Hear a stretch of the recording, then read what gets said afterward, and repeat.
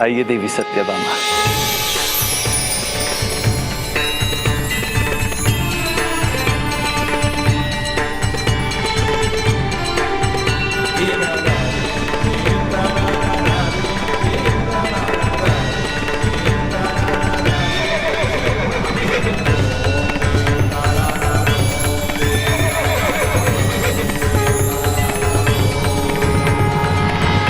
योद्धा अपने शब्दों से नहीं, अपने अस्त्रों से बात करते हैं।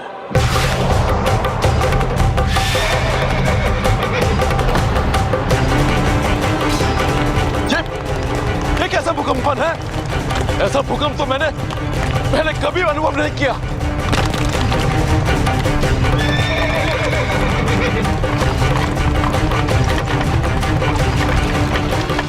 क्या कारण हो सकता है इसका?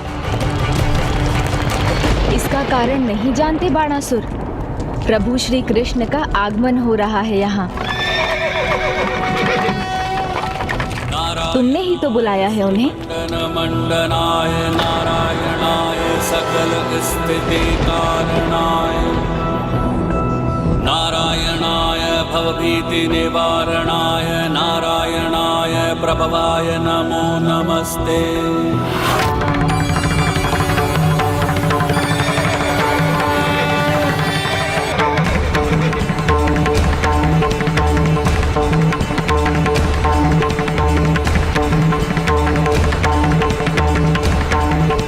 किंतु मुझे भयभीत होने की क्या आवश्यकता है?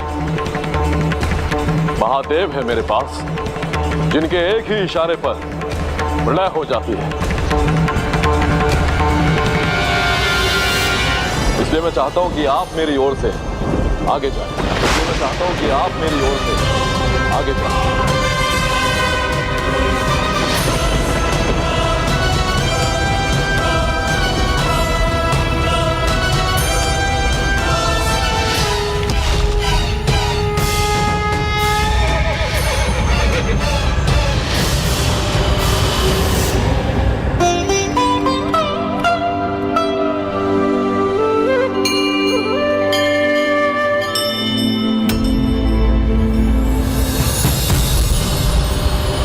मुझे पिताजी को समझाना ही होगा।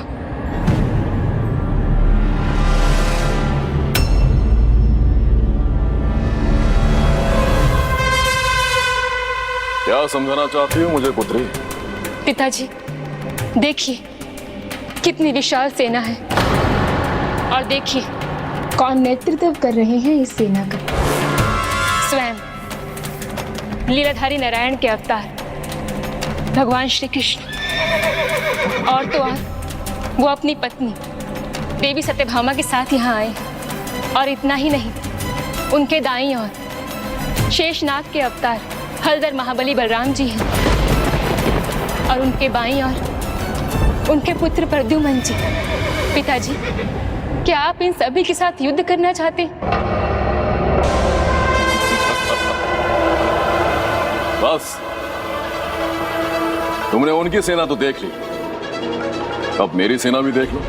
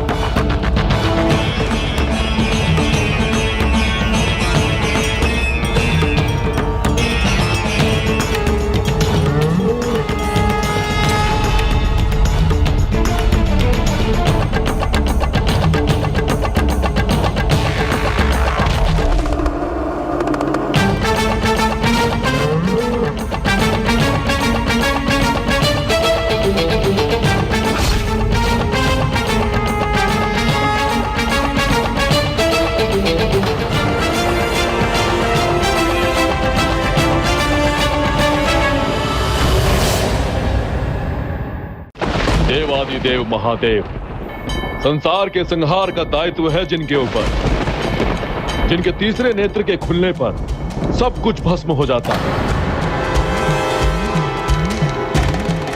इनके दाएं ओर हैं महादेव का भार अपने ऊपर उठाने वाले, अपार बल के स्वामी, ज्ञान और बुद्धि के प्रतीक, महादेव के सर्वप्रिय भक्त नंदी।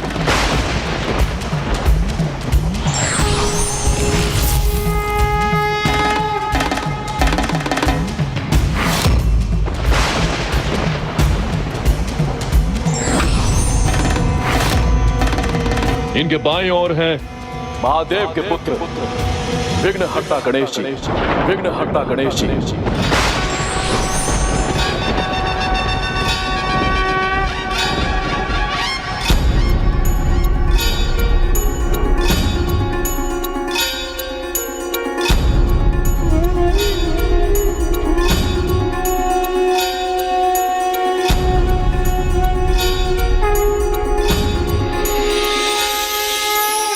और इनके पीछे है शिव गणों की सेना।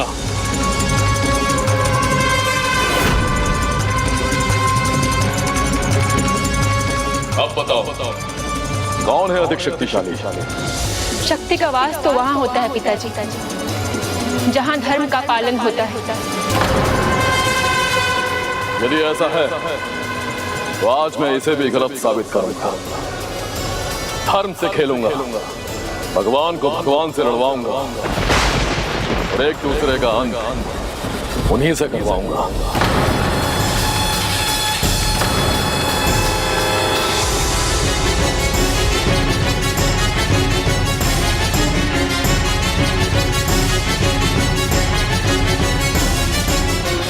आज हरिहर को अलग करवा दूंगा। एक दूसरे के भक्त भी तो है ना ये, फिर भी आमने सामने होंगे, बड़ा आनंद आएगा।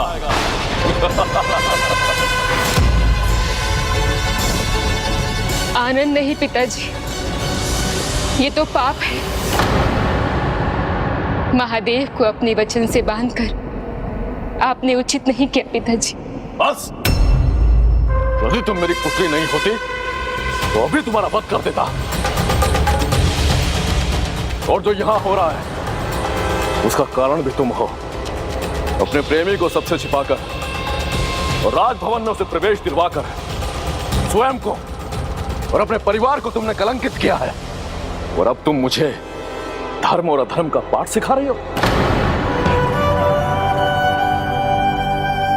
प्रेम किया है मैंने पिताजी, और सच्चा प्रेम निष्कलंक होता है। जहां प्रेम होता है वही ईश्वर का वास्तविक वास होता है।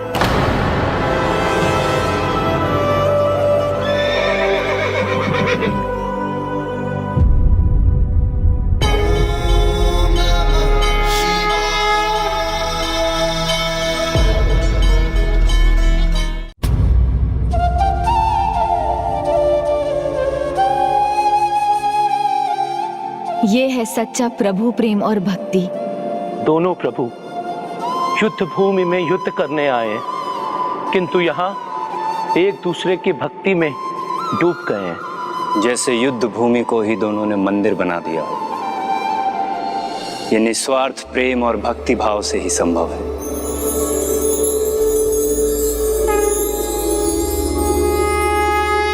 जिसके मस्तिष्क से लेकर हृदय तक सिर्फ स्वार्थ भरा हो, जो अपने स्वार्थ सिद्धि के लिए ईश्वर को पूजता हो, वो भला क्या समझेगा? मैं ही मूर्ख हूं जो पिता प्रेम वश होकर आपको समझाने का व्यर्थ प्रयास कर रही हूं। प्रेम की परिभाषा मुझे मत समझाओ और अपने प्रेम को भूल जाओ, क्योंकि इस युद्ध के उपरांत मैं स्वयं अपने हाथों से अनिरुद्ध का अंत करूंगा। आप ना तो नियति जानते हैं और ना बनाते हैं। आप ईश्वर नहीं है पिताजी।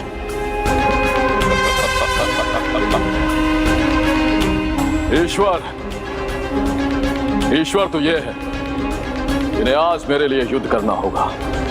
पिताजी, प्रभु महादेव और प्रभु कृष्ण के संबंध को समझने का प्रयास कीजिए पिताजी। युद्ध भूमि में ना कोई किसी का मित्र होता है, ना ही परिवार। वहां तो केवल एक योद्धा होता है जो अपने विरोधी के विरुद्ध युद्ध कर युद्ध धर्म का पालन करता है। आज इन्हें भी युद्ध धर्म का पालन करना होगा।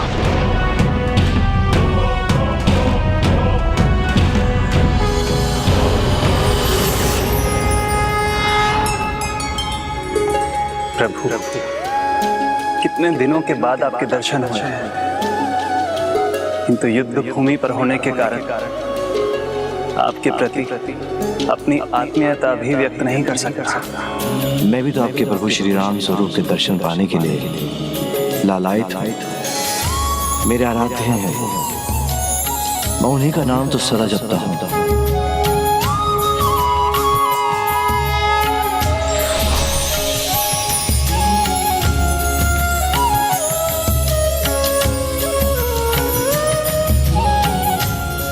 प्रणाम प्रभु, मुझे महाशिव स्वरूप में दर्शन देने की कृपा कीजिए। शिवो महेश्वरः शंभुः पिनाकी शशिशेखरः वामदेवो विरूपाक्षः कपर्ति नीललोहितः शङ्करशूलपाणिश्च खट्वाङ्गी विष्णुवल्लभः शिपिविष्टो अम्बिकानाथः श्रीकण्ठो भक्तवत्सलः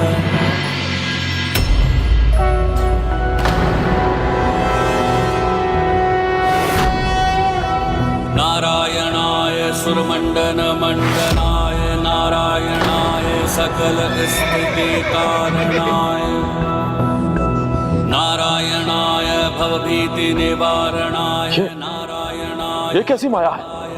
माया नहीं है पिताजी, ये सत्य है। आपने भगवान शिव को शिव के ही विरुद्ध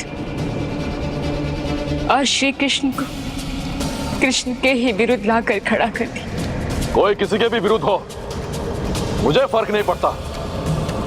मुझे तो केवल ये युद्ध जीतकर अनिरुद्ध का अंत करना है। इन दोनों को मैंने यहां भरत मिलाप के लिए नहीं बुलाया है। प्रभु महादेव, प्रभु महादेव,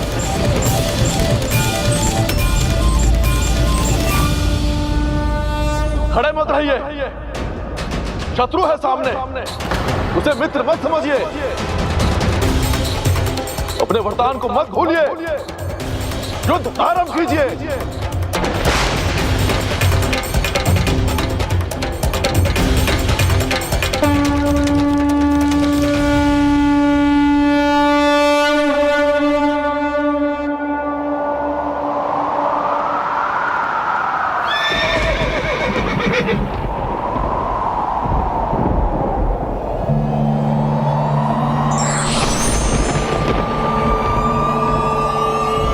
युद्ध की तैयारी करो।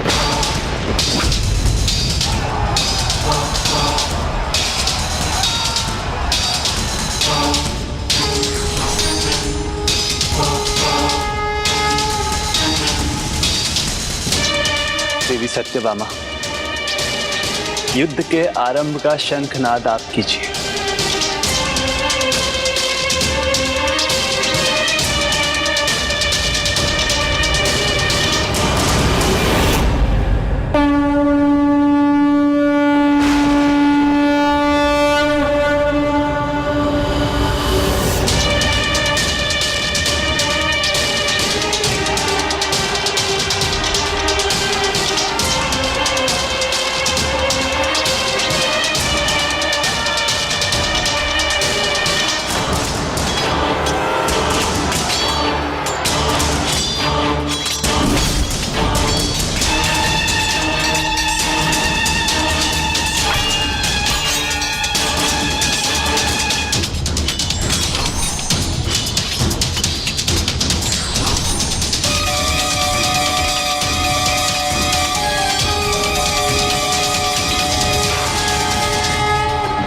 विशाल शस्त्र।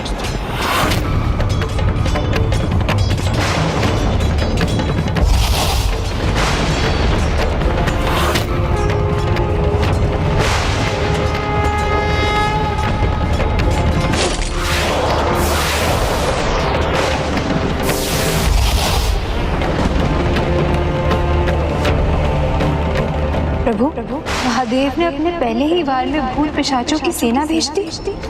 प्रभु के भूत पिशाच धर्म का उल्लंघन नहीं करेंगे।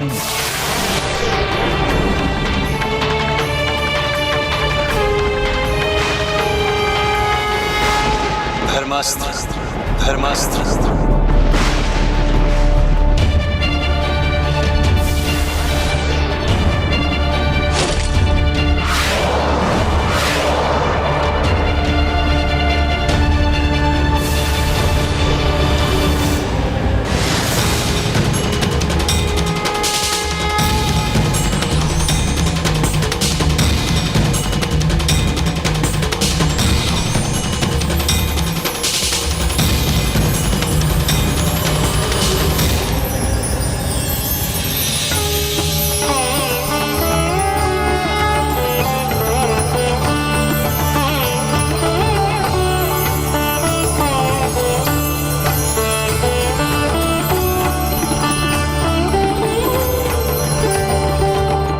परिहास नहीं, युद्ध है ये। तुम्हें व्यर्थ किए बिना शिव ज्वर अस्त्र का आह्वान कीजिए जो असहनीय ताप उत्पन्न करेगा।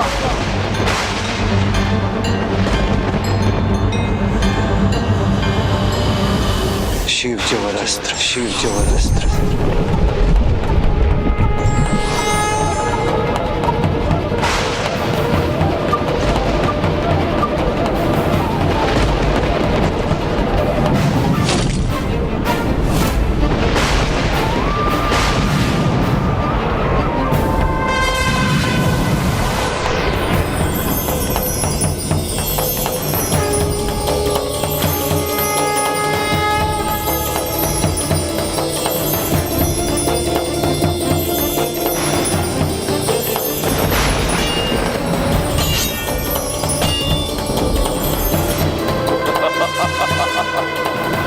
अब आया ना युद्ध का आनंद।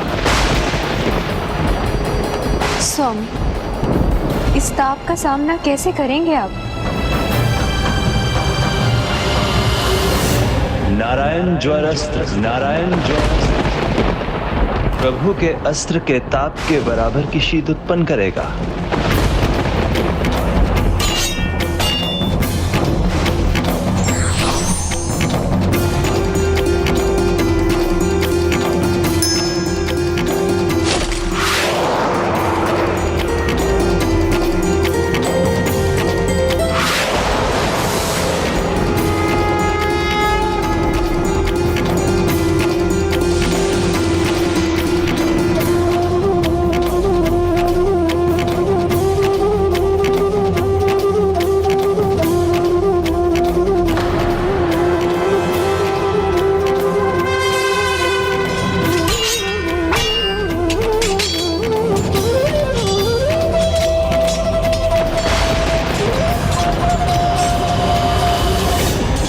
दोनों ही ईश्वर अपनी सेनाओं को आहत होने से बचाना चाहते हैं, इसलिए अब जो युद्ध होगा वो बिना अस्त्रों के होगा।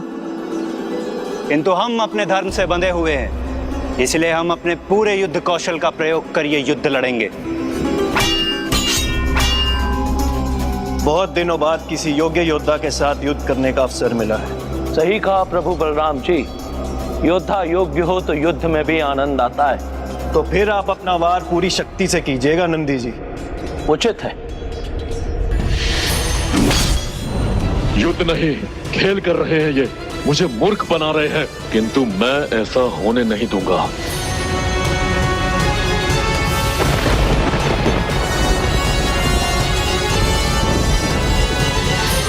महादेव, आप श्री कृष्ण पर कठोर प्रहार कीजिए, अपने घातक शिवास्त्र का प्रयोग कीजिए।